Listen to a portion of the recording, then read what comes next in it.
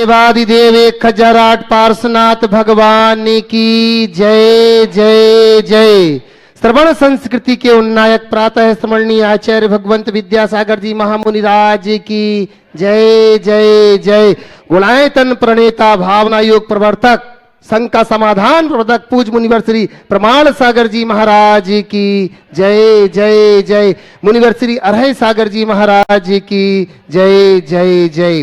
प्रिय बंधुओं, तीर्थराज सम्मेद शिखर की तलहटी में गुणायतन परिसर में आयोजित देश के सर्वाधिक लोकप्रिय कार्यक्रम संघ का समाधान, यहां पर उपस्थित सभी स्थानीय श्रद्धालुओं का एवं देश विदेश से जुड़े हुए पारस चैनल, जिनवाणी चैनल एवं प्रामाणिक ऐप के माध्यम से जुड़े उन सभी दूर दराज के उन सभी श्रद्धालुओं का जो अपने घर बैठे इस कार्यक्रम का आनंद ले रहे हैं, देख सुन रहे हैं, उन सबका गुणायतन एवं सिद्धायतन की ओर से मैं बहुत सेवायतन की ओर से मैं बहुत उनका अभिनंदन करता हूं। बंधुओं, हमें बड़ी प्रसन्नता है कि आज हमारे गुणायतन से अनेक लोगों ने जुड़ने की भावना बनाई है। यह वह गुणायतन जो देश का सर्वाधिक, जहां पर लोग जुड़ते जा रहे हैं बंधुओं, पूज्य मुनिवर श्री प्रमाण सागर जी महाराज की एक दिव्य देशना को सुनकर के लोगों ने अपने आप को गुणायतन से जुड़ने का जो उपाय किया है वो बहुत सराहनीय है। बंधुओं, देश का सर्वोत्कृष्ट मिथ्यात्व से लेकर के ऊपर सिद्धालय तक पहुंचने का जो उपक्रम है बंधुओं, वो आपको गुणायतन में देखने को मिलेगा। बंधुओं, इस गुणायतन से जुड़ने का जिन लोगों ने मन बनाया, आज हमारे बीच में अनेक लोग ऐसे हैं जो कि जुड़े हुए हैं। बंधुओं, निर्वाण दान में जिन्होंने राहुल जी, रमेश जी पाटिल कोल्हापुर से, इन्होंने 11,000 रुपए की राशि समर्पित की है निर्वाण दान में, बहुत बहुत धन्यवाद। राहुल जी, सुषमा जी पाटिल, इन्होंने भी निर्वाण दान में 11,000 रुपए की राशि समर्पित की है, उनको बहुत बहुत धन्यवाद। बंधुओं, लगातार जुड़ते हुए इस गुणायतन से बंधुओं, जैसे कि निर्वाण निधि के रूप में जिन्होंने अपना आप को गुणायतन से जुड़ने का उपाय किया है, श्री अनिकेत जैन, सुरेंद्र जी जैन, श्रीमती सुधा जी जैन सागर से, श्री गौरव जी जैन के जन्म दिवस के शुभ अवसर पर सुपुत्र श्री रमेश जी जैन, श्रीमती अंजना जी जैन, अंजना देवी जी सूरत से, जोरदार ताली बजा करके अगर वो यहां पर हो तो खड़े होकर के पूज्य मुनि श्री से आशीर्वाद प्राप्त करेंगे। सतीश चंद जी आशा रानी जी जैन गुड़गांव से, पूज्य मुनि श्री से आप आशीर्वाद प्राप्त करें। बंधुओं, जो कि निर्वाण निधि के रूप में जी हैं, सूत्रधार के रूप में सतीश चंद जी आशा रानी जैन गुड़गांव से हमारे बीच में मैं निवेदन करता हूं, जब तक ये ऊपर आएंगे बंधुओं, निर्वाण मित्र के रूप में जो जुड़े हुए हैं निर्वाण निधि से, श्रीमती त्रिशला जी, धर्मपत्नी स्वर्गीय धर्मचंद जी जैन आगरा से, निर्वाण सारथी के रूप में जो जुड़े हुए हैं श्रीमान प्रेमचंद जी, सुदर्शन जी, अवनीश जी, मनोज कुमार जी गुड़गांव से, अगर आप यहां पर उपस्थित हैं, निवेदन करता हूं कि आप ऊपर आइएगा। और हमारा गुणायतन परिवार, सेवायतन परिवार आपका अभिनंदन करता है। इनके अभिनंदन करने के लिए मैं यहाँ पर निवेदन कर रहा हूँ, नेमीचंद जी हमारे बीच में है जो कि गुणायतन के ट्रस्टी हैं, कपूरचंद जी कोटा यहाँ पर उपस्थित आए और इनका अभिनंदन करेंगे। पूज्य मुनि श्री के चरणों में वंदन करके आप आशीर्वाद प्राप्त कीजिएगा। निवेदन करता हूँ नेमीचंद जी से, और हमारे कपूरचंद जी इनका अभिनंदन कर रहे हैं। श्रीमान सतीश चंद जी, जो कि ऑनलाइन आपने सूत्रधार बनने का सौभाग्य पाया था, आज प्रथम बार पूज्य मुनि श्री के चरणों के दर्शन करने के लिए यहाँ पर आए हैं। हमारा गुणायतन परिवार आपका बहुत अभिनंदन करता है। साथ ही बंधुओं, प्रेमचंद जी हमारे बीच में है, सुदर्शन जी, अवनीश जी, मनोज जी गुड़गांव से, उनका भी अभिनंदन। श्रीफल समर्पित करके आशीर्वाद जहां वो प्राप्त कर रहे हैं वहीं पर इनका अभिनंदन करने के लिए नेमीचंद जी से निवेदन करता हूं कि आप यहाँ पर आइएगा। बंधुओं, आज हमारे बीच में जो ट्रस्टी के रूप में, संस्थापक सदस्य के रूप में जुड़े हुए हैं, मैं उन्हें बुलाऊं उसके पूर्व नेमीचंद जी से निवेदन करता हूं कि आप हमारे प्रेमचंद जी का अभिनंदन करेंगे गुणायतन और सेवायतन की ओर से। आप लोग तालियां बजा करके इनका अभिनंदन जरूर करें। बंधुओं, आज जो गुणायतन से संस्थापक सदस्य के रूप में जुड़े हुए हैं, सूत्रधार थे पहले, अब संस्थापक सदस्य हो गए हैं, श्रीमती सरला जी जैन, धर्मपत्नी स्वर्गीय विनोद कुमार जी जैन हमारे बीच में है, श्री प्रदीप कुमार जी जैन, श्रीमती अलका जैन, प्रदीप कुमार जी, श्रीमती अलका जैन, सुभी जैन, यश जैन, नवी मुंबई से हमारे बीच में। बंधुओं, मैं निवेदन करता हूं पूरा परिवार यहां पर आए, पूज्य श्री के चरणों में वंदन करके आशीर्वाद प्राप्त करेंगे। और इनका अभिनंदन करने के लिए मैं आवाज दे रहा हूं हमारे बीच में चंद्रकला जी पाटनी, जो कि रांची से गुणायतन मंत्री हैं, आए और इनका अभिनंदन करेंगे। साथ ही साथ सिद्धार्थ जी से निवेदन करता हूं कि आप आए, इनका अभिनंदन करेंगे। आइएगा। मैं पूनम जी से भी निवेदन करता हूं कि आप भी इस सम्मान की प्रक्रिया में अपना सहयोग देंगे। आइएगा, लीजिए। आ रहे हैं सूत्रधार से जो संस्थापक सदस्य की ओर पहुंच चुके हैं, श्रीमती सरला जी, धर्मपत्नी स्वर्गीय वीरेंद्र कुमार जी जैन, श्री प्रदीप कुमार जी, श्रीमती अलका जी, सुभी जैन, यश जैन, नवी मुंबई से। आप लोग तालियां बजा करके इनका अनुमोदन तो कर ही सकते हैं। बंधुओं, इसी के साथ साथ बंधुओं, जो कि हमारे बीच में ट्रस्टी के रूप में आज पहली बार यहां पर पहुंचे हैं बनने के बाद, पवन कुमार जी पांड्या कोटा से हमारे बीच में है। मैं निवेदन करता हूं कि आप आइएगा, पूज्य श्री के चरणों में वंदन करके आशीर्वाद प्राप्त करेंगे। और इनका अभिनंदन करने के लिए मैं निवेदन करता हूं श्रीमान शैलेंद्र जी, जो कि मुख्य प्रशासक है हमारे गुणायतन के। मैं निवेदन करता हूं कि आप आए और पवन कुमार जी पांड्या कोटा वालों का अभिनंदन करेंगे। शैलेंद्र जी, सिद्धार्थ जी से निवेदन करता हूं कि आप आइएगा, इनका अभिनंदन करेंगे।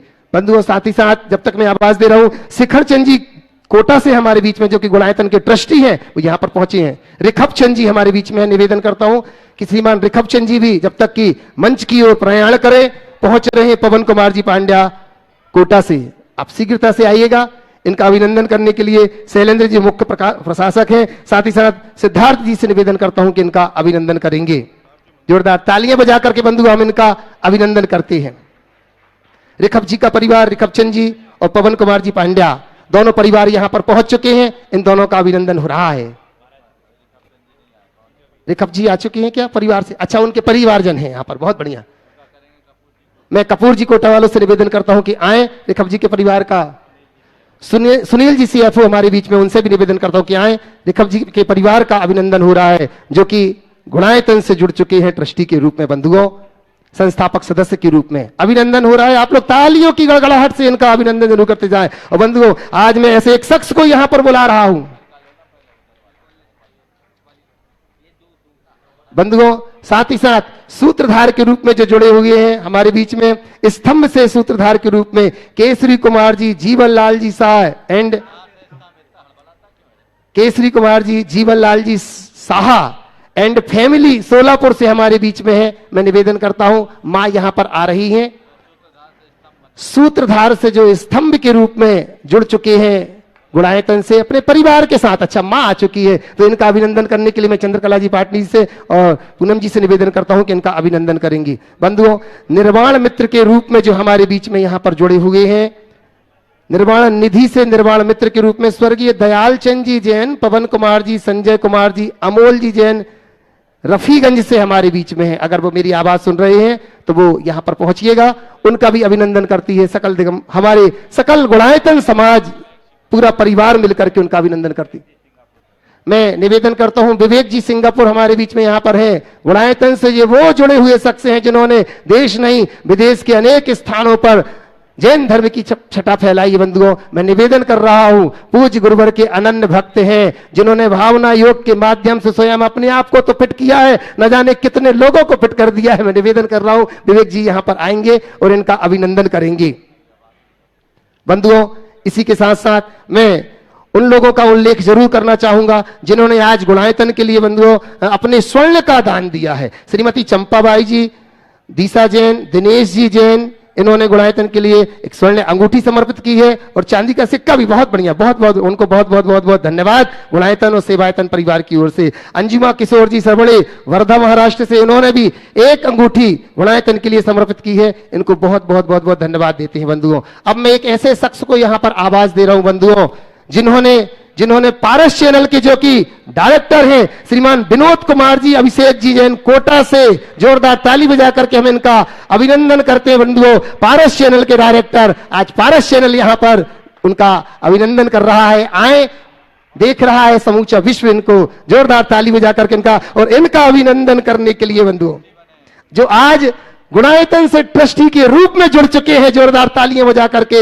अभिनंदन करते हैं। और मैं इनका अभिनंदन करने के लिए यहां पर आवाज दे रहा हूं हमारे बीच में सुभाष जी सीईओ हमारे गुणायतन से और सुनील जी सीएफओ। निवेदन करता हूं कि आप आए और विनोद जी का जोरदार अभिनंदन कर रहे हैं तालियों के साथ और वह साफा लेकर के आए। बंधुओं, मैं और भाभी जी लोगों का अभिनंदन करने के लिए हमारे बीच में श्रीमती चंद्रकला जी पाटनी गुणायतन मंत्री और हमारी गया से हमारी लता जी गंगवाल है गुणायतन मंत्री। निवेदन करता हूं कि आप आए और हमारी भाभी जी लोगों का अभिनंदन करेंगी। जोरदार ताली बजा करके अभिनंदन करें। पूनम जी, आप भी साथ में आई जाओ, अच्छा रहेगा दोनों एक साथ।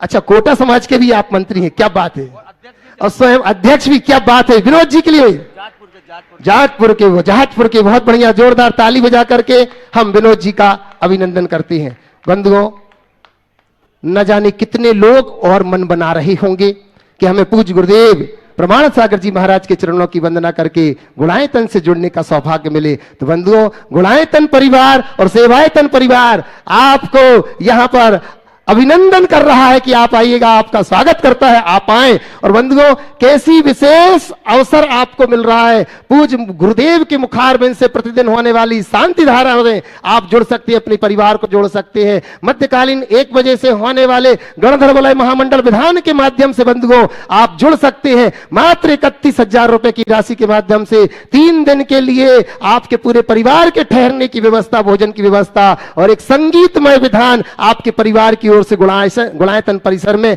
आपके माध्यम से यहां पर होगा, जिसमें आप शामिल होकर के सौभाग्य पा सकते हैं। बंधुओं, अब मैं कपूर जी से निवेदन करता हूं कि सम्मान में आप भी शामिल रहेंगे। बंधुओं, अब अपन सीधे इस सम्मान की श्रृंखला से ऊपर बढ़ते हैं और अनेक लोगों की जो जिज्ञासाएं हैं, उन जिज्ञासाओं को पूज्य श्री के चरणों में अपन नमोस्तु निवेदित करते हुए रखेंगे। ऑनलाइन प्रश्नों के माध्यम से महाराज जी 2-3-4 प्रश्न आपके समक्ष रख रहे हैं।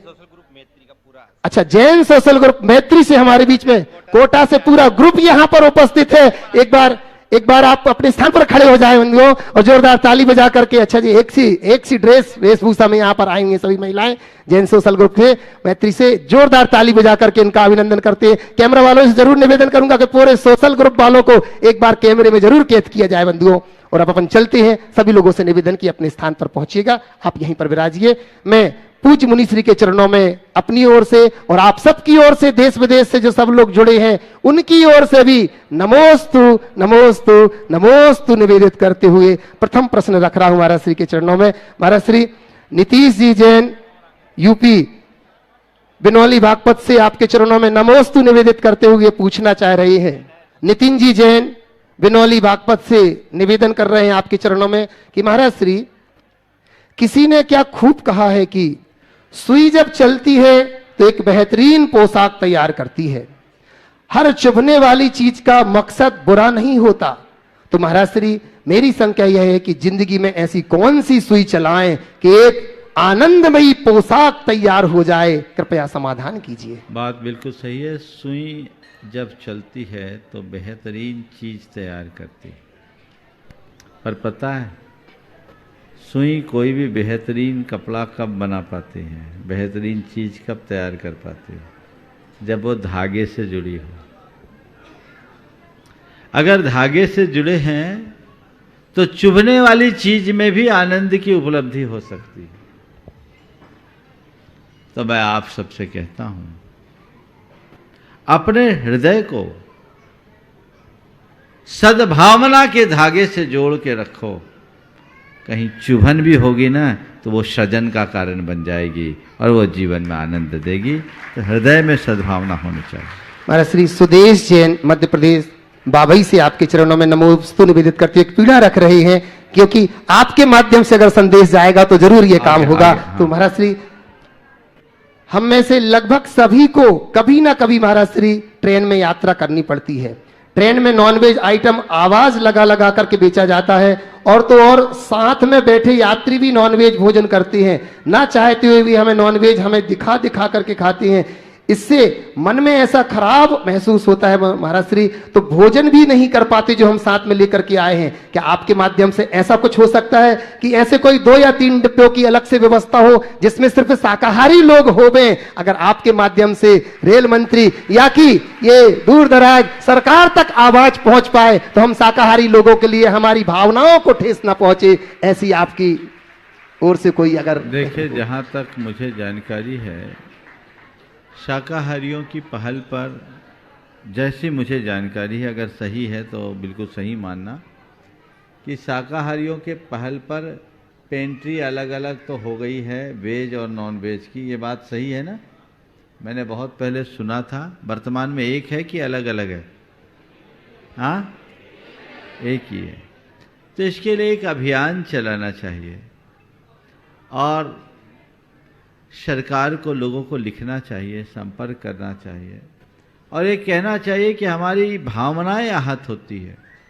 हर व्यक्ति को अपनी धार्मिक भावनाओं को सुरक्षित रखने का मौलिक अधिकार है। तो पहली बात तो पेंट्री अलग अलग हो और एक ऑप्शन रिजर्वेशन के साथ ये दे दिया जाए कि आप शाकाहारी हैं या गैर शाकाहारी, और उसी हिसाब से उनको सीट अलॉटमेंट हो तो एक बहुत बड़ी बात होगी। इसके लिए जिस स्तर पर प्रयास जरूरी है करना चाहिए, रेल मंत्रालय से संबंध बनाना चाहिए, रेल अधिकारियों से इस विषय में चर्चा करनी चाहिए, सरकार से लिखा पढ़ी करना चाहिए, और ज़रूरत पड़ने पर अगर अदालती प्रक्रिया को भी अपनाना पड़े तो अपनाना चाहिए। यदि कोई भी व्यक्ति इस पहल को आगे बढ़ाता है तो एक बहुत बड़ा काम हो सकता है, एक उपलब्धि हो सकती है। इसके लिए बहुत जुटने की ज़रूरत है। अगर आप इसी तरह नज़रअंदाज करते रहेंगे तो चीज़ें की जो कि त्यों बनी रहेगी, लेकिन जब आप दृढ़ता से जुटेंगे तभी इसके सुपरिणाम आ सकेंगे। महाराज श्री सुरखी सागर जिला सागर से बहन रानू जैन पूछ रही कि हम जल्दी ही नर्वस हो जाती हैं, किसी भी बात का निर्णय नहीं ले पाते। महाराज श्री आपका समाधान हमारा जीवन बदल सकता है, कृपया आप हमें समाधान दीजिए। देखिए, नर्वस हो जाना, किसी बात का निर्णय न ले पाना, इसके पीछे की वजहों को समझना है। जिनका आत्मविश्वास कमज़ोर होता है, जिनके हृदय में नकारात्मकता भरी होती है, वो बहुत जल्दी नर्वस होते हैं, वो कोई निर्णय लेने की स्थिति में नहीं होते। तो सबसे पहले अपने आत्मविश्वास को प्रगाढ़ बनाइए। अब रहा सवाल, आत्मविश्वास को प्रगाढ़ कैसे बनाएं? नित्य तत्व का चिंतन कीजिए, भावना योग कीजिए, आपका आत्मविश्वास बढ़ेगा। ऐसे लोगों के जीवन चरित्र को पढ़िए जो आत्मविश्वास से भरे हैं और अपने जीवन की बड़ी बड़ी चुनौतियों का सामना करके उपलब्धियों को पाए हैं। आपका आत्मविश्वास बढ़ेगा। और ऐसे लोगों की प्रवचन सुनिए जिससे आपको मोटिवेशन मिलता हो, आपका आत्मविश्वास बढ़ता हो, और ऐसे लोगों से बचिए जो आपको हतोत्साहित करते हो। दूसरी ओर अंदर सकारात्मकता की वृद्धि करें। सकारात्मकता को बढ़ाने वाले निमित्तों का आश्रय लें और हर दिशा में सकारात्मक होकर के चले तो आपके अंदर की ये नर्वसनेस समाप्त होगी, कम होगी, और फिर आप निर्णय लेने में भी सक्षम हो सकेंगे। अंतिम ऑनलाइन प्रश्न इसके बाद तैयार रहेंगे। विपिन रूपाली गंगवाल, सुविधि नगर, इंदौर से। महाराज श्री प्रकाश पाटनी किशनगढ़ अजमेर से नमोस्तु निवेदित करते हुए कह रहे हैं कि जब सोच में मोच आ जाती है तो सारे रिश्तों में लंगड़ाहट आ जाती है। सोच में मोच ना आए, इसके लिए क्या उपाय किया जाए, कृपया मार्गदर्शन दें। सोच में मोच ना आए इसके लिए कुछ ना करो, थोड़ी सोच में लोच ले आओ। अगर लोच रहेगी तो मोच कहीं नहीं आएगी, और शक्ति रहेगी तो मोच ही मोच है। चलिए। विपिन रूपाली गंगवाल, सुविधि नगर, इंदौर से। और इसके बाद तैयार रहेंगे श्रीमती मीना कुमारी जी, अशोक कुमार ठोलिया, गोंदिया से। महाराज श्री को मेरा और मेरे परिवार की तरफ से त्रिबार नमोस्तु नमोस्तु नमोस्तु नमोस्तु। महाराज श्री, अगर कोई हमें दुख देता है तो वो अपने कर्म बांधता है कि हमारे कर्मों की निर्जरा करता है? कृपया समाधान कीजिए। और अगर वो कर्म बांधता है तो हम, क्योंकि पूर्व जन्म का तो हमें अभी तक कोई ज्ञान नहीं है, अगर वो कर्म बांधता है तो हमें उसको कब तक सहन करना पड़ेगा? देखिए, कोई हमें दुख देता है, आपका सवाल बड़ा अलग तरह का, तो वो अपने कर्म बांधता है या हमें हमारी कर्म निर्जरा करता है? देखिए, स्वाभाविक है जो दुख देता है वो कर्म बांधता ही है। पर कोई हमें दुख दे तो हमारे साथ दोनों स्थितियां बन सकती हैं। हम उस दुख को भोगते हुए नया कर्म भी बांध सकते हैं, और उस दुख को अपनी कर्म निर्जरा का अवसर भी मान सकते हैं। कोई तुम्हें कितना भी दुख दे, यदि तुम इसे केवल एक निमित्त मानकर नजरअंदाज कर दो तो वो दुख भी तुम्हारे कर्म निर्जरा का कारण बन जाएगा। तुम्हारे हृदय में समता हो तो, और उसकी जगह यदि मन में व्याकुलता हो तो वो उस घड़ी में नए कर्म का बंधौर बन जाएगा। दूसरी बात, हमने किसी को दुख देकर कर्म बांधा तो उस दुख को हमें कब तक सहना पड़ेगा? कर्म सिद्धांत की भाषा में यदि बात करूं तो एक क्षण में बांधा गया कर्म अनेक भवों तक भोगने को मजबूर होना पड़ सकता है। अनेक भवों तक इसलिए हर पल सजग और सावधान रहना चाहिए। नमस्तु महाराज जी, नमस्तु नमस्तु। श्रीमती मीना कुमारी जी, अशोक जी ठोलिया गोंदिया से, और इसी के साथ प्रदीप जी मुंबई से, जो कि गुड़ायतन ट्रस्टी है। अच्छा, आगे प्रदीप जी आ रहे। प्रदीप कुमार जी गुड़ायतन ट्रस्टी, और तैयार रहेंगे आन्या जैन सहपुरा भिटौनी से। महाराज श्री प्रवीण जी सिंघई गढ़ाकोटा जिला सागर से आपके चरणों में नमोस्तु निवेदित करते हुए पूछ रहे हैं कि मैंने जिंदगी से पूछा कि सबको इतना दर्द क्यों देती हो। जिंदगी ने मुस्कुरा करके जवाब दिया, मैं तो सबको खुशी देती हूँ, पर एक ही खुशी दूसरों के लिए दर्द बन जाता है। तो हे गुरुवर, हम सबकी जिंदगी में खुशियों से कैसे भरे, कृपया हमें समाधान दीजिए। बड़ा अच्छा प्रश्न है। मैंने जिंदगी से पूछा कि तुम सबको दर्द क्यों देती है। जिंदगी ने बिल्कुल ठीक कहा, मैं तो खुशी ही देती हूँ, पर एक की खुशी दूसरे की दर्द बन जाती है। प्रश्नकार ने प्रश्न पूछा है, सबकी खुशी का आधार कैसे बने, यही पूछा ना। तो मैं एक ही बात कहता हूँ, अपने सुख में सुखी होने वाले लोग तो बहुत हैं, दूसरों के दुख में दुखी होने वाले लोग भी बहुत हैं। जिस दिन मनुष्य दूसरों के सुखों में सुखी होने का आभास कर लेंगे, उसी दिन दुनिया की स्थिति बदल जाएगी। दूसरी बात, खुशियों की बात अगर पाना चाहते हो तो जीवन के प्रति सकारात्मक हो जाओ और अपने पास जो है उसे देखो, उधर बिल्कुल मत देखो जो तुम्हारे पास नहीं किसी और के पास है। अपनी खुशी देखोगे तो हमेशा खुश रहोगे, और अपनी खुशी की तुलना जब औरों की खुशी से करोगे तो हमेशा रोते रहोगे। इसलिए अपने में मस्त रहो, अपने में मगन रहो, हमेशा अपने को अपनी खुशी तक सीमित रखो। प्रदीप जी मुंबई से गुणायतन ट्रस्टी, और तैयार रहेंगी आन्या जैन साहेबपुर भिटौनी से। नमोस्तु महाराज जी, नमोस्तु महाराज जी, नमोस्तु महाराज जी। सकल दिगंबर जैन खारघर की समाज की तरफ से नमोस्तु महाराज जी। महाराज जी, पहले प्रश्न के पहले मैं जिनवाणी चैनल, पारस चैनल और प्रमाणिक ऐप को बहुत धन्यवाद देना चाहती हूँ, क्योंकि उन्होंने हम लोगों के धर्म में इतने सहभागी बने हैं कि शब्दों में उनकी कृतज्ञता ज्ञापित नहीं कर सकते। महाराज जी, मेरा प्रश्न ये है, जनरेशन गैप के ऊपर है। जैसे हमारी पीढ़ी तो हम लोग क्रिया भी करते हैं, उसका आचरण अपने व्यवहार में भी लाते हैं, लेकिन जो हमारे बच्चे हैं वो अधर्म नहीं करते हैं, धर्म करते हैं, लेकिन जब उनको क्रियाओं के बारे में बोलते हैं तो वो हमें कुछ तर्क करते हैं कि देखिए वो लोग तो क्रियाएं कर रहे हैं पर उनके व्यवहार में तो नहीं, आचरण में झलक रही है। तो महाराज जी, तब हम थोड़ा स्पीचलेस हो जाते हैं कि हम उनको क्या उत्तर दें। तो इस बारे में आप मार्गदर्शन करिए महाराज जी कि हम उन बच्चों को कैसे समझाएं कि नहीं, क्रिया भी जरूरी है हमारे व्यवहार आचरण में। देखिए, बात बिल्कुल सही है। हर व्यक्ति को अपने रिचुअल्स को फॉलो करना चाहिए, करना नहीं करना ही चाहिए। लेकिन एक बात सदैव ध्यान रखना, धर्म की उपासना जबरदस्ती नहीं होती, अंतरंग की भावना से होती। आज हम युवा पीढ़ी को दोष देते हैं, नई पीढ़ी को दोष देते हैं।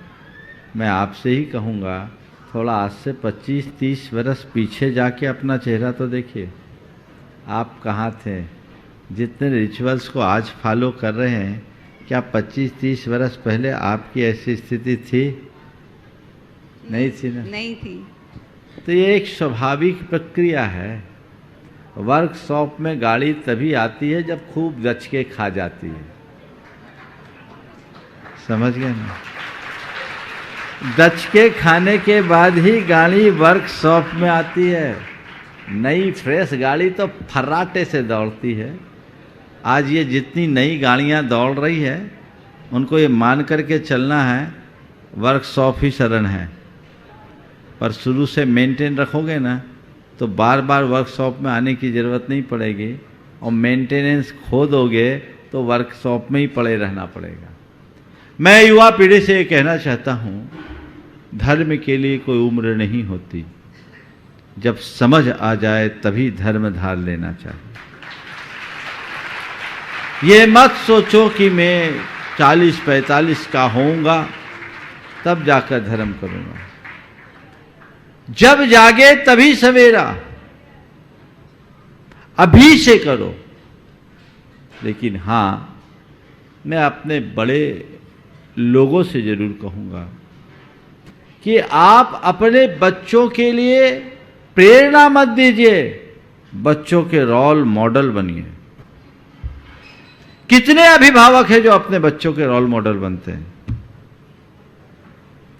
ऐसा अपना जीवन जिए कि देख के लगे कि नहीं, मेरे पिता जितने धर्मी हैं, मेरी माँ जितनी धर्मी है, मुझे वैसा ही बनना चाहिए, क्योंकि वो धर्मी होने के बाद बड़े शांत हैं, सहज हैं, आनंद में, उनसे मुझे प्रेरणा मिलती।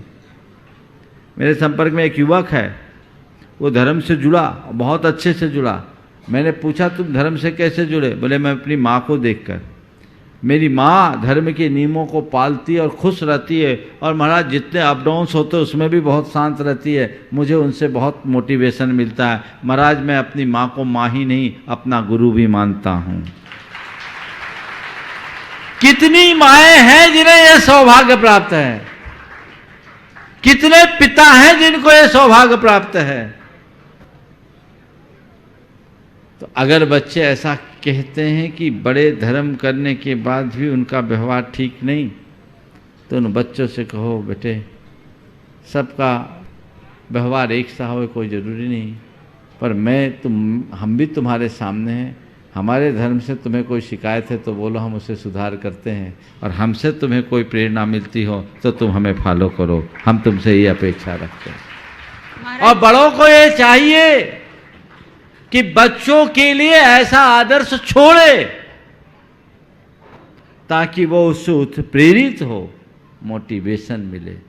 इसलिए जब कभी नई पीढ़ी के लिए कहा जाता है वो धर्म से दूर है, तो मुझे थोड़ा कम समझ में आता है। नई पीढ़ी दूर नहीं है, हमने उनके लिए वो वातावरण कहाँ दिया। आज गुरुदेव को देखो, हम सब युवाओं को उन्होंने यौवन अवस्था में ही तो खींचा है, और आज भी पूरी तरुणाई उनके पीछे पागल है।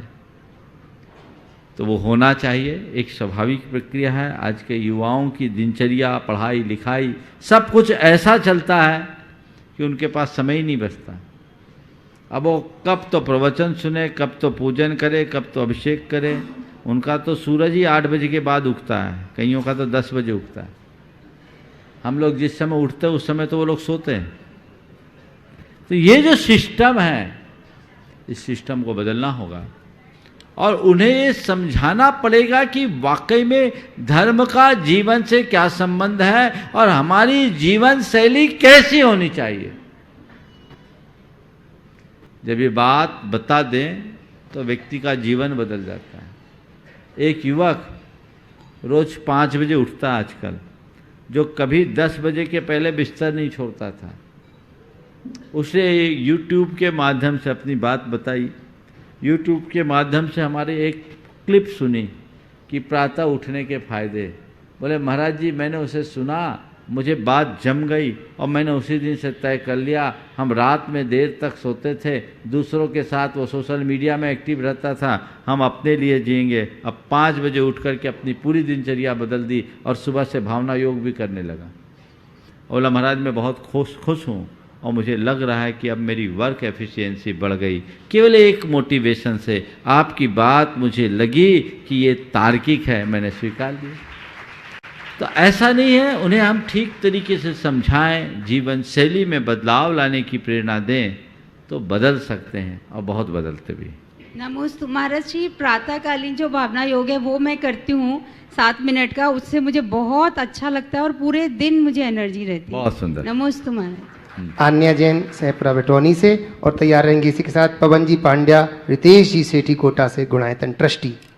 नमोस्तु नमोस्तु नमोस्तु महाराज जी। मेरे परिवार की तरफ से और शहपरा समाज की तरफ से नमोस्तु महाराज जी। महाराज जी, मेरा प्रश्न है, जब अपन पूजन करते हैं विनय पाठ से शुरू होकर शांति पाठ पे खत्म होती है, लेकिन जब आचार्य जी की पूजा होती है ना विनय पाठ होता है ना शांति पाठ, तो उस पे उनको मतलब क्या होता है? फिर तो तुम और एक सवाल कर लो, चौके में पूजा करते हैं तब तो और शॉर्ट हो जाता है। और थोड़ा मैं कहूँ कि ये सब करके ही कराओ तो फिर हम लोगों का क्या हुआ, 1 घंटा इंतजार करने के बाद ही समझ गए। तो इसका उत्तर यही है, एक नित्य पूजा होती है और एक नैमित्तिक पूजा होती है। नित्य पूजा में उसकी सारी प्रक्रियाएं होती है, ये नैमित्तिक पूजा है, उसको उस रूप में कर सकते। पवन जी पांड्या, रितेश जी कोटा, निवेदन करता हूँ गुणायतन ट्रस्टी उसी के साथ तैयार रहेंगे। विशाल काला सेलू से शीघ्रता से पहुंचे, जिनका नाम ले लिया जाए वो पहले से उपस्थित रहे। विशाल काला सेलू मुनिश्री के चरणों में हम सभी का बारंबार बारंबार नमस्तु नमस्तु नमस्तु महाराज श्री। महाराज जी, मेरा प्रश्न ये है, समाज में कुछ बुजुर्ग या पदाधिकारी वर्ग ऐसा है जो युवाओं को धार्मिक व्यवस्थाओं में आगे नहीं बढ़ने देना चाहता। वर्तमान में इस कारण कई युवा धार्मिक क्रियाओं में कम भाग लेते हैं और कम जुड़ पाते हैं महाराज जी। तो मैं आपके माध्यम से उन बुजुर्गों या उन पदाधिकारियों पर ये संदेश पहुंचाना चाहता हूं कि हमें क्या करना चाहिए। बात ऐसी है कि हमारे समाज के पदाधिकारियों की कुछ ऐसी विशेषता है कि जो पदाधिकारी बन जाते हैं वो 90 साल तक भी अपने आप को जवानी मानते हैं, अब वो छोड़ते नहीं हैं। कब्र में पांव लटक गई फिर भी छोड़ने का मन नहीं, ये व्यामोह छोड़ना चाहिए। मैं तो आप सबसे कहता हूँ, किसी को भी कोई भी सामाजिक और धार्मिक दायित्व आपने लिया है तो जब तक आपके पास समय है, शक्ति है, संसाधन, अनुकूलता, आप उसका उपयोग कीजिए। और एक समय के बाद आपको रिटायर होना चाहिए, दूसरे को अवसर देना चाहिए ताकि वो उस पद के साथ न्याय कर सके। आप ही चिपके रहोगे तो दूसरे क्या करेंगे, दूसरों को प्रेरणा नहीं मिलेगी। और जब एक पीढ़ी दूसरे पीढ़ी को दायित्व सौंपती है तो प्रेम बनता है, और नहीं तो फिर छीना झपटी होती है। ये प्रवृत्तियाँ ठीक नहीं हैं, इसलिए खुद को आगे आना चाहिए। 70 साल, 75 साल, 80 साल की उम्र हो गई तब भी उठने बैठने के बाद उठने का नाम नहीं, ये बात सुसंगत नहीं है। मैं तो एक बात कहता हूँ, सामाजिक और धार्मिक कार्यों का दायित्व युवाओं के कंधे पर रहेगा तब तक धर्म जवान बना रहेगा। यदि बुढ़ों के ही कंधे पर रहेगा तो धर्म ही बूढ़ा हो जाएगा। धर्म को जवान रखना है, बनाए रखना है तो नई पीढ़ी को आगे लाना पड़ेगा, उसके बिना काम नहीं होगा। उसके लिए प्रयास होना चाहिए और खुद से आगे आकर अपने अनुभवों को साझा करना चाहिए।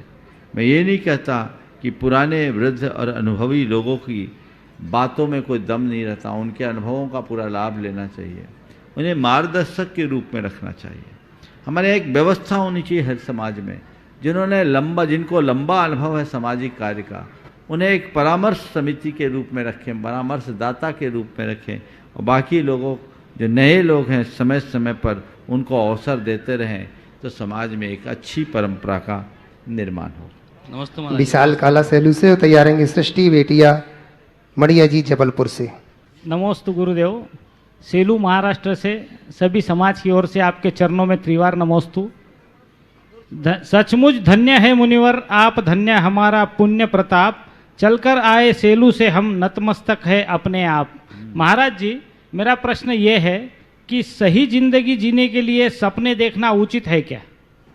और अगर सपने देखना है तो मुझे सही जीवन जीने के लिए कौन सा योग और करना चाहिए और क्या करना चाहिए, उसका समाधान कीजिए। सही जिंदगी जीने के लिए सपने देखना उचित है क्या?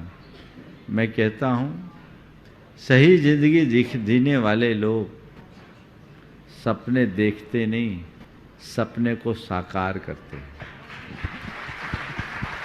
अपने सपने को साकार करने की कोशिश कीजिए। सपना देखते देखते तो हमने न जाने कितना जीवन बिता दिया। इसलिए न सपना देखिए, न सपना दिखाइए, सपने को साकार कीजिए, नहीं तो अपना छूट जाएगा। आपने पूछा उसके लिए हम कौन सा योग करें। मैं तो आपसे कहता हूँ भावना योग कीजिए, उसमें सब समाहित है, सारी चीज़ें आपको अपने आप उपलब्ध होगी। षष्ठी बेटिया मड़िया जी जबलपुर से, और तैयार रहेंगे ऋषभ सिंघई मुंगावली से। नमोस्तु महाराज जी, नमोस्तु महाराज जी, नमोस्तु महाराज जी। महाराज श्री मेरे और मेरे परिवार की तरफ से और समस्त जबलपुर जैन समाज की तरफ से आपके चरणों में बारंबार नमोस्तु नमोस्तु नमोस्तु। महाराज श्री मेरा प्रश्न है कि एक सक्सेसफुल लाइफ और एक स्टूडेंट लाइफ के लिए हमें कई पड़ाव पार करने पड़ते हैं। कई तो हम निडरता के साथ कर लेते हैं, किंतु कई पड़ाव ऐसे होते हैं जिसमें हम अपना हौसला खोने लगते हैं, और महाराज श्री उस समय में समझ में नहीं आता कि हम अपना हौसला कैसे बढ़ाएं। तो मुनिवर प्लीज कृपया मार्गदर्शन दीजिए कि हम अपना हौसला कैसे बढ़ाएं। एक किस्सा सुना दूं? जी। एक कुआं था, उसमें 2 मेंढक थे, नीचे गिर गए थे। सब मेंढक उसे बाहर निकलने के लिए बार बार कह रहे थे कि तू आजा आजा आजा।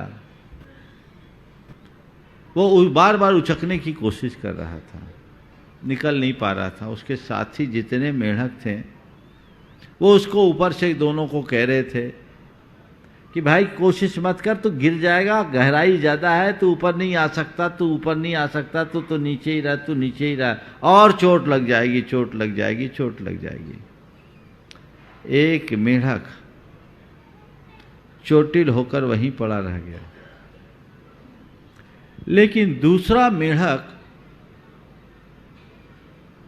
उचक करके बाहर आ गया। सब लोगों को आश्चर्य हुआ कि तू कैसे आ गया? बोले आप लोगों की प्रेरणा से। तू ऊपर कैसे आ गया? बोला आप लोगों की प्रेरणा से। आप लोगों ने तो कहा कि आजा, छलांग लगा, आजा आजा आजा आजा। आप लोग मुझसे बार बार यही कह रहे थे, तू ऊपर आजा, तू ऊपर आजा, ऊपर आजा। मुझे लगा कि मैं ऊपर आ सकता हूं और मैंने पूरी ताकत से छलांग लगाई, ऊपर आ गया। सबने बोला भैया हम तो तुमको मना कर रहे थे कि ऊपर नहीं आ सकोगे, गहराई ज्यादा है, चोट लग जाएगी। बोले मुझे कुछ सुनाई थोड़ी पड़ा, मैं तो बहरा हूं। मैंने तो यही सोचा कि तुम सब बोल रहे हो ऊपर आ जाओ आ जाओ आ जाओ, मैं आ गया। समझ गए? तो सूत्र देता हूं, जिन बातों से मन टूटता हो उनको अनसुना करो, बहरे बन जाओ। बात समझ में आ गई? मिला सूत्र? जिन बातों से मन टूटता हो उनको सुनो मत, बहरे हो जाओ। और जो तुम्हें इनकरेज करते हैं उन्हें आगे अपना लो, जीवन अपने आप आगे बढ़ेगा। फिर हमें किसी से हौसला अफजाई कराने की जरूरत नहीं पड़ेगी। नमोस्तु महाराज जी। ऋषभ जी सिंघई मुंगावली से, और इसी के बाद तैयार रहेंगे श्रीमान स्वाति सेठी दीमापुर से। एक गुरुवार 2 मुनिराजों के लिए मेरे परिवार का व मेरी समाज की ओर से आपको बारंबार नमोस्तु नमोस्तु नमोस्तु।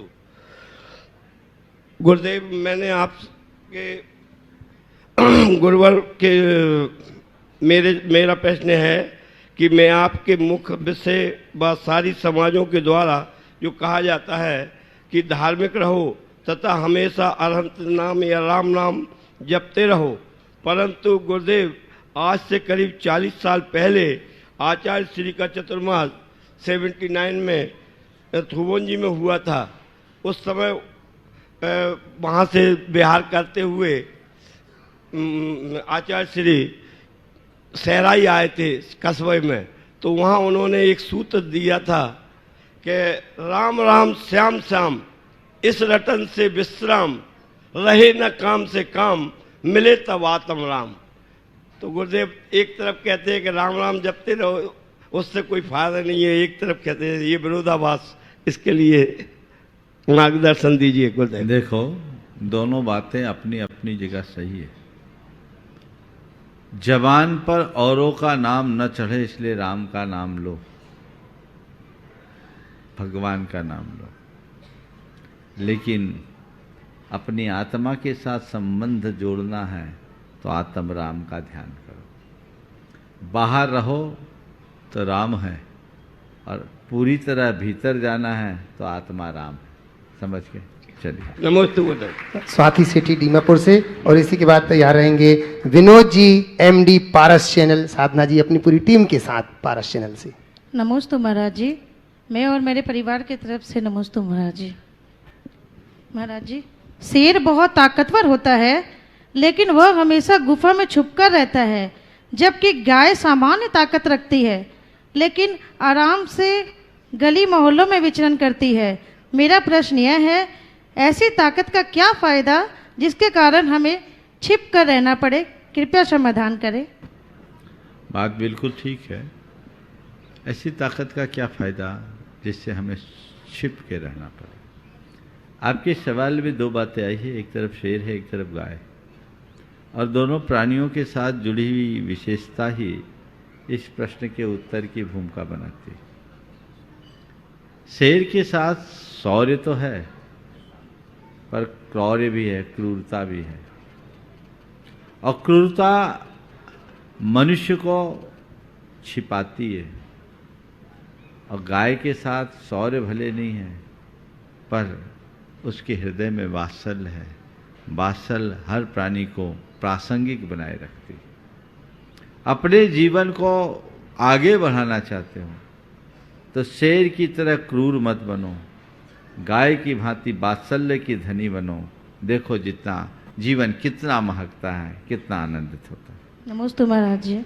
विनोद जी, एमडी पारस चैनल, आज शंका समाधान में शामिल हुए। वास्तव में शंका समाधान का कार्यक्रम ही पारस चैनल से प्रारंभ हुआ था बंधुओं। आज पारस चैनल यहाँ पर उपस्थित है और अपनी शंकाओं को आपके समक्ष रख रहा है, जो कि आज गुणायतन के ट्रस्टी भी बने हुए। पहले जोरदार ताली बजा करके इनका अभिनंदन करें, और फिर निवेदन करूंगा चंद्रकला जी पाटनी, जो कि गुणायतन की मंत्री है। हमारे जैन संस्कृत ग्रुप मैत्री के सभी सदस्य कृपया इधर आ जाएं। ओ हाँ महाराज जी, पूरा संघ। हाँ, बुला लो बुला लो। जो आचार्य भगवान इस युग के चलते फिरते भगवान आचार्य विद्यासागर जी महाराज की जय हो।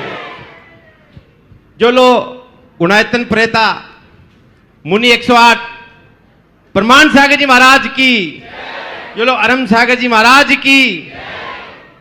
महाराज श्री आपके चरणों में पूरा कोटा जैन समाज और पूरा मैत्री ग्रुप की तरफ से बारंबार नमोस्तु नमोस्तु नमोस्तु।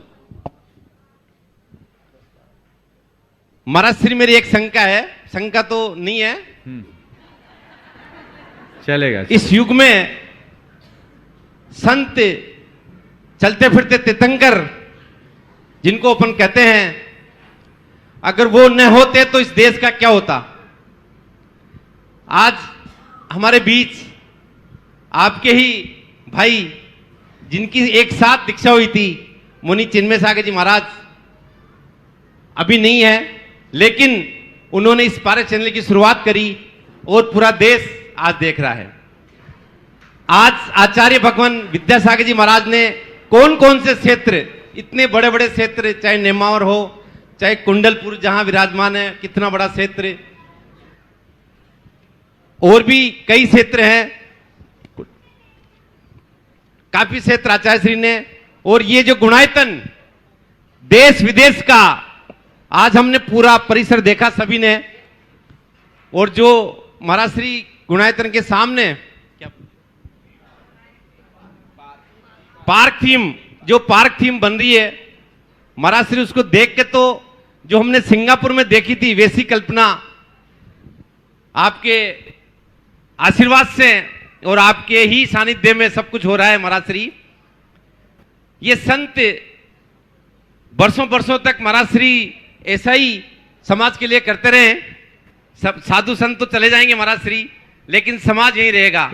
आने वाले समय में महाराज श्री श्रावक का क्या कर्तव्य है कि युगों युगों तक ऐसा ही चलता रहे? देखिए, बात बिल्कुल सही है। साधु संतों का मूल लक्ष्य समाज को सुधारना नहीं है। साधु संतों का मूल लक्ष्य अपनी आत्मा की साधना करना है। जो खुद को साधता है वही साधु, लेकिन हाँ, स्वांतः सुखाय बहुजन हिताय। अपनी साधना के साथ साथ जो नवनीत उसके हाथ लगता है वो जन जन को बांटता है। साधुजन से जो भी प्रभावना होती है वो अकेले साधुओं से नहीं होती, उसमें श्रावकों की बहुत बड़ी भूमिका होती है। ये बताओ, आप लोग कह रहे आचार्य महाराज ने इतने बड़े बड़े कार्य कराए, आचार्य महाराज ने कराए? महाराज श्री सानिध्य आशीर्वाद तो उनका ही है। किसने कराया? उनकी प्रेरणा के बगैर कुछ नहीं हो सकता। यहाँ हो रहा, हमने कराया। करने वाले तो सब हैं, देखो, और सब देख रहे हैं। हम साधु संतों का काम केवल प्रेरणा देना है और समाज का काम है उस प्रेरणा के अनुरूप अपना काम करना। बस मैं एक ही वाक्य में बात कहूँगा, साधुओं को अपना आदर्श मानकर उनके द्वारा प्रेरित रास्ते पर चलते रहो। धर्म की, जिन शासन की सतत उन्नति होते रहेगी, उसमें कोई कमी नहीं होगी। साधु जिस समाज का आदर्श होता है वह समाज अपने आप में आदर्श बन जाती है। नमोस्तु महाराज। हाँ। मेरी धर्म पत्नी ने कभी क्वेश्चन नहीं करा। हाँ, जरूर दो। उनकी आज इच्छा है क्वेश्चन करने की। महाराज जी ने कहा ये क्वेश्चन आप पूछना, मैंने कहा आप ही पूछना। होम मिनिस्टर की बात तो माननी चाहिए। नहीं नहीं, ठीक है, अवसर देना चाहिए। हाँ, बोलिए। नमोस्तु महाराज जी, नमोस्तु नमस्ते। महाराज जी, 3 तरह के पुत्र होते हैं, सेवक पुत्र, ऋणी पुत्र और मतलब जो बीमारी से ग्रस्त रहते हैं पुत्र। अगर परिवार में अगर कोई ऋणी पुत्र हो जाए जो पूरे परिवार को गर्त में लाके खड़ा कर दे तो क्या करें महाराज जी? सेवक पुत्र, ऋणी पुत्र और तीसरा क्या शब्द बोला आपने? जो हमेशा बीमार रहता है। बीमार। हाँ। देखिए, बात सही है। शास्त्रों में कई तरीके से पुत्रों की बात की। सबसे उत्तम पुत्र तो वो होता है जो अपने परिवार के कुल पर, यश पर, गौरव पर और वृद्धि करता है। हमें उस श्रेणी का पुत्र होना चाहिए। सेवक पुत्र बहुत दुर्लभ पुत्र है और वैसे सेवक पुत्र के रूप में आना चाहिए। वे लोग बहुत भाग्यशाली हैं जिन्हें सेवक पुत्र मिला है। लेकिन अगर नहीं भी मिला, शास्त्रों में दूसरे तरीके से भी पुत्रों के भेद बताए। अतिजात, 4 भेद बताए देता हूँ। अतिजात, अनुजात, अवजात और कुलांगार। अतिजात पुत्र वे पुत्र हैं जो अपने आचार, विचार और व्यवहार से अपने कुल का यश, गौरव और प्रतिष्ठा में नए कीर्तिमान गढ़ते हैं। उनके कीर्ति के ऊपर यश का कलश रखते हैं। अनुजात वे हैं जो बहुत आगे नहीं बढ़ा पाए तो कम से कम नुकसान नहीं पहुंचाते। अवजात वे हैं जो कीर्ति को बढ़ाते नहीं, कलंकित करते हैं। और कुलांगार वो हैं, रावण और कंस जैसे, जो कुल का ही नाश कर देते हैं। तो उत्तम पुत्र जिनके जीवन में अतिजात और अनुजात पुत्र हैं, वे ही उत्तम पुत्र कहलाते हैं। बाकी सबको पेट का कीड़ा कहना ही ठीक है। अब रहा सवाल, ऐसा पुत्र हो गया तो हम क्या करें? इसे अपना कर्म का योग मानो और उसे जितना बन सके अच्छा बनाने का पुरुषार्थ करो। चंद्रकला जी पाटनी रांची से गुणायतन मंत्री। और इसी के बाद महाराज श्री आज यहाँ पर लगभग 150 से अधिक लोग वो यहाँ पर बैठे हुए महाराष्ट्र से जो कि यात्रा करने के लिए यहाँ पर आए हैं। उस दिन रथ लेकर के भी आए थे। हमारे बीच में डॉक्टर चंकेश्वरा जी भी यहाँ पर उपस्थित हैं। सारे लोग एक साथ खड़े होकर के महाराज श्री के चरणों में वंदन करके वो अपना प्रश्न रखेंगे। वो माँ भी यहाँ पर, ताई भी साथ में आई है जिन्होंने अपनी ओर से रथ दान दिया था, यहाँ पर उपस्थित है। वो प्रश्न रखने के लिए यहाँ पर उपस्थित रहेंगे। दोनों मुनिराजों के चरणों में नमोस्तु। ओम ओम। अभी बोलना नहीं है, बोलना नहीं है, बोलना। इस प्रश्न के बाद किसी अपात्र को अपात्र कहने में क्या हानि है? क्या अपात्र कहना गलत है? देखिए, अपात्र को अपात्र कहना बुरा नहीं है, अपात्र को अपात्र कहना चाहिए। समझना चाहिए, पात्रा पात्र का विचार तो होना ही चाहिए। लेकिन यदि कोई अपात्र है तो उसे कहने के लिए तरीका भी सही होना चाहिए। यदि हमने सार्वजनिक रूप से किसी व्यक्ति के लिए अपात्र कह दिया तो इसमें कई बार विषम परिस्थितियों का सामना करना भी पड़ सकता है, वैसी भी नौबत आ सकती है। तो किसी भी व्यक्ति को हम अपात्र एकदम से न ठहराएं। वो पात्र है अपात्र है जो है, चीज़ों को समझे और उसे बड़े तरीके से बात करें। सीधे सीधे कह देना तो चुभता है। हमारे यहाँ कहा जाता अंधे को अंधा कहना ठीक नहीं है, उसे सूरदास कह दो तो ज़्यादा अच्छा लगेगा। तो यही हमें रास्ता अपनाना चाहिए, किसी को सीधे सीधे कुछ भी कहना अच्छी बात नहीं। डॉक्टर चंक्रेश्वर जी आकर के प्रश्न यहाँ पर रखेंगे और तैयारेंगे सुश्री साक्षी सोनी जयपुर से। शीघ्रता से आ जाएं, तब तक साक्षी जी आप पहुंचो, जब तक डॉक्टर साहब पहुंच रहे हैं। और डॉक्टर साहब के बाद तैयार रहेंगे अशोक कुमार जी ठोलिया गोंदिया महाराष्ट्र से। नमोस्तु गुरुदेव, नमोस्तु नमोस्तु। गुरुदेव, मेरा प्रश्न यह है कि पहले के ज़माने के लोग भावुक होते थे और वो संबंधों को संभाल करके रखते थे। बाद में लोग प्रैक्टिकल हो गए और संबंधों का फ़ायदा उठाने लग गए, और आज के लोग प्रोफेशनल हो गए हैं। यदि उन्हें फ़ायदा नज़र आता है तो ही संबंध बनाते हैं। तो ऐसे में गुरुदेव, हम प्रोफेशनल और प्रैक्टिकल टाइप के लोगों से अपने आप को कैसे बचाएं, कैसे जागरूक करें तथा उनकी पहचान क्या है? नमोस्तु गुरुदेव, नमोस्तु। प्रैक्टिकल और प्रोफेशनल लोगों से हम अपने आप को कैसे बचाएं और उनकी पहचान क्या है? देखिए, ये सब चीज़ें व्यक्ति की सोच पर निर्भर होती है। कुछ लोग हैं जिनकी सोच बड़ी भौतिक होती है, कुछ लोग हैं जिनकी सोच व्यवहारिक होती है, कुछ लोग हैं जिनकी सोच व्यावसायिक होती है, और बिरले लोग हैं जिनकी सोच आध्यात्मिक होती है। हम उनकी सोच को परखने की कोशिश करें, जिनकी सोच हमें सही समझ में आ जाए हम उनको फॉलो करें। चलिए आइएगा डॉक्टर साहब, और उसके बाद अशोक जी ठोलिया गोंदिया से, और उसके बाद तैयार रहेंगे सुजीत जी जैन आगरा। महाराज जी, मेरे जैसा यात्रीगण लेके आने वाले बहुत सारे संघ यहाँ पे आते होंगे। मेरा बस इतना सवाल है कि हम जैसे यात्रा संघ लेके आते हैं तो पुण्य तो यात्रीगणों को जाता ही होगा, लेकिन हम जो यात्रा संघ लेके आते हैं संघपति वगैरह, तो उनमें से हमको कितना पुण्य मिलता है और उनको कितना पुण्य मिलता है?